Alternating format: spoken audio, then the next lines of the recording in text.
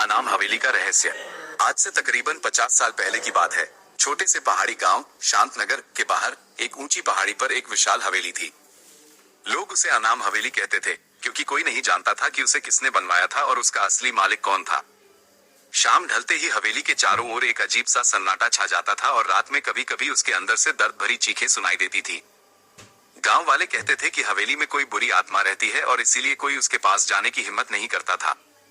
इसी गांव में एक नौजवान आकाश रहता था जो अपनी हिम्मत और बेपरवाही के लिए जाना जाता था। उसे इन कहानियों पर बिल्कुल यकीन नहीं था। एक शाम जब चांदनी अपनी पूरी छटा बिखेर रही थी, आकाश ने अपने दोस्तों के साथ शर्त लगाई कि वह उस हवेली के अंदर जाएगा और यह साबित करेगा कि यह सब बस कोरी अफवाहें हैं। उसके दोस्त डरते रहे, लेकिन आकाश ने उनकी एक न सुनी।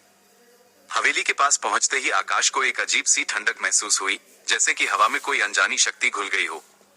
दरवाजा खोलने पर एक तेज चीख सुनाई दी, लेकिन आकाश ने हिम्मत नहीं हारी।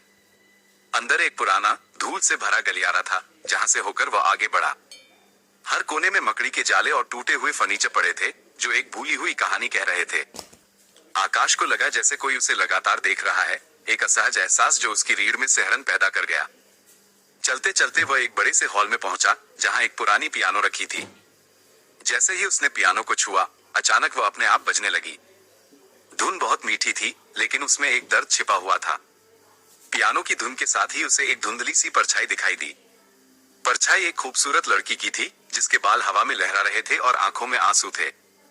आकाश पहली नजर में ही उस पर मोहित हो गया। डर के बावजूद उसके दिल में एक अजीब सा खिंचाव महसूस हुआ। उस परछाई ने धीरे से अपना हाथ उसकी ओर बढ़ाया। आकाश को लगा जैसे किसी ने उसके अंदर की आत्मा को छू लिया हो। जैसे ही उनका हाथ मिला, परछाई थोड़ी स्पष्ट हुई।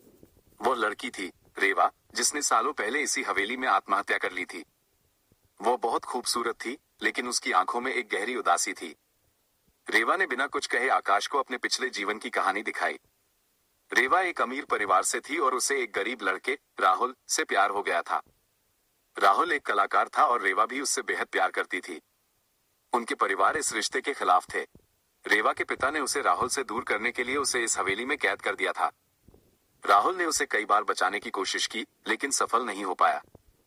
अंततः रेवा ने अपने प्यार से बिछड़ने के दर्द में इसी हवेली में अपनी जान दे दी थी। उसकी आत्मा को मुक्ति नहीं मिली थी, क्योंकि वह राहुल से आखिरी बार मिलना चाहती थी। आकाश का दिल दुख और करुणा से भर गया। उसे